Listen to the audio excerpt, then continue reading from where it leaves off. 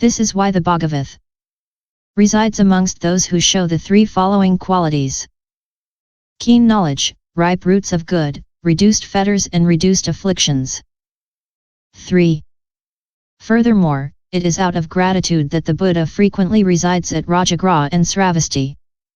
Question: why is it out of gratitude that he often stays in these two cities? Answer: the kingdom of Kyau Kosala, is the native land of the Buddha.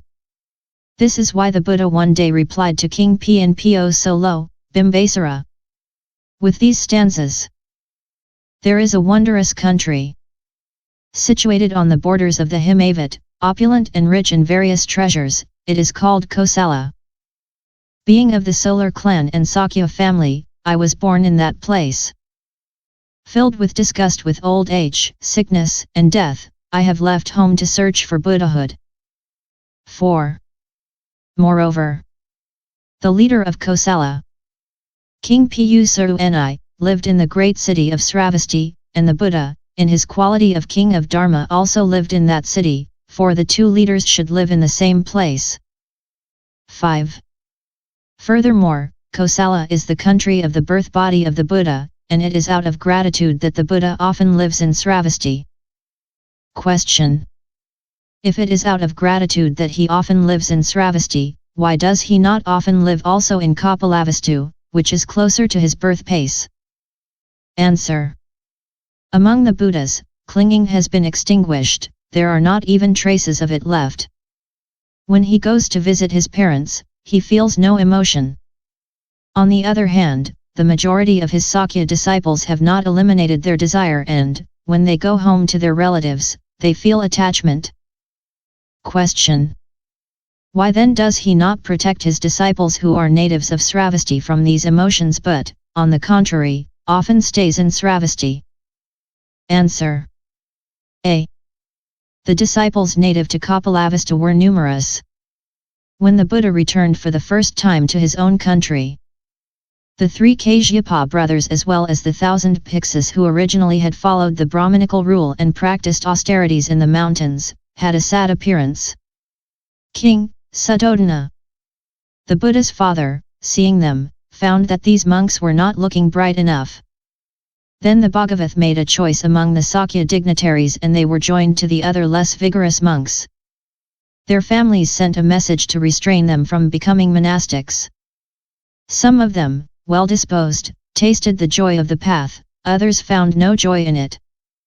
Thus these Sakya monks from Kapilavastu were not authorized to return to their native land, but this was not the case for the disciples originally from Sravasti. This is why the Buddha often resided in Sravasti but seldom in Kapilavastu. B. Moreover, according to the rules of the Ansharites, it is forbidden to have access to one's relatives. For attachment to relatives is like a fire or a snake if the disciples of the Brahmins staying at home are unable to dwell in their native land during their training. What then can be said of the Sramanas who have gone forth from their home? C. Furthermore, Kapilavastu is not as big as Sravasti, which has 90,000 households. If the Buddha stayed there only seldom, he could not have saved many people. This is why he stayed there often. D. Furthermore, in Kapilavastu, the Buddha's native land, the inhabitants had practiced for a long time, their roots of good were ripe and their wisdom keen. The Buddha stayed there only a short time to preach the Dharma. He did not have to stay there long and, once his work of salvation was done, he went away. But at Sravasti, some inhabitants had just started to practice, others had practiced for a long time, among some, the roots of good were ripe, among others they were not, some had sharp faculties, others did not. Many of them, by the study of treatises of all kinds, had crushed their minds while trying to sharpen them and had entered into the stream of all kinds of wrong views, they had served all kinds of teachers and venerated all kinds of gods. People of mixed practice were numerous amongst them. This is why the Buddha stayed among them for a long time. If a physician who is caring for an ulcer determines that the ulcer is already ripe, he breaks it open, extracts the pus and, having given a medication, he goes away.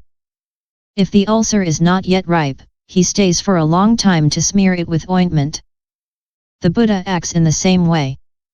If his disciples have roots of good that are ripe, he converts them by means of his dharma, then he goes elsewhere. But if the disciples whom he must save have unripe roots of good, he must remain with them for a long time. If the Buddha appears in the world, it is precisely to save beings and lead them to the element of nirvana, to safety, and to the blissful abodes. This is why he frequently resides in sravasti and rarely in kapilavastu. The Buddha attained supreme perfect enlightenment and took on the Dharmakaya in the kingdom of Mokieto, Magadha. On the banks of the river Nilin Cha in the village of Wao Lialuo. This is why he frequently resides in RAJAGRHA. Buddha's preferences for RAJAGRHA. Question. Now we know the reasons why the Buddha often stayed in RAJAGRHA and Sravasti. But of these two cities, why did he reside more often in Sravasti? Answer. 1. It is out of gratitude for the benefits of his native land that he stayed in Sravasti frequently. All beings think about their birthplace.